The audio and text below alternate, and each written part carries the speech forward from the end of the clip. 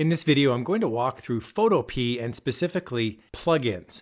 In the main page here, if you go under Window, you're going to see a Plugins option. Now, if you don't have a ton of graphic design experience, this can be really overwhelming because you've got a whole bunch of plugins here. Generally speaking, when you're inside of Photopea, you're using Photopea in order to manipulate an image. But I'm limited on what I can do, and I'm limited to the different menu items. I've got menus along the left, I've got menus along the top, and I've got some little menu items over here. This is what the developers of Photopea have stuck in here as your sort of factory default settings. But if you would like more than that, you can go into Window and then Plugins.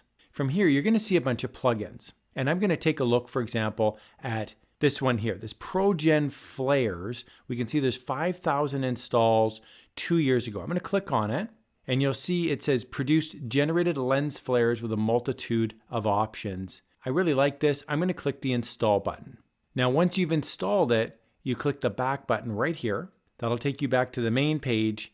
And then when you're done with the plugins, you can simply click this X button here, and that'll take you back into your main page. Okay, so I'm going to add lens flare now to this design, and I'm going to click right here. This is where my plugins are located. So you'll notice right here it says ProGen Flares, and that wasn't there before. So you want to pay attention to this streaky menu item right here. I'm going to click it. It's going to open up this menu, and I can move this around. I can actually just click on it, and I can actually move this pivot point, and I can move this pivot point. So it's very intuitive. Okay, and when you're happy with the way all this looks, you can click Finish, and that will cement it right in here. Now, to get rid of this ProGen Flares box, you just simply click the ProGen Flares menu item, the same as before. And now we can see we've got this lens flare sitting in behind Kitty Cat.